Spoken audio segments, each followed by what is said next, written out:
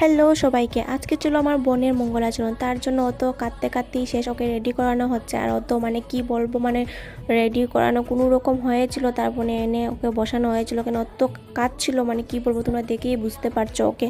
আর সবাই এখানে এক এক করে আশীর্বাদ করছে। আর যেই আমার জেঠু ওর বাবা যে সময় আশীর্বাদ করছে, ওকে তো আঁকটানি যাচ্ছেই না। সত্যি বাবার প্রতি মেয়েরা একটু মায়াটা বেশিই থাকে। এটা মেয়েরাই বুঝবে এই দিনের কষ্টটা আছে। যাই হোক, আশীর্বাদ তো যার যার মতন করা হয়েছিল খুব সুন্দর মতে।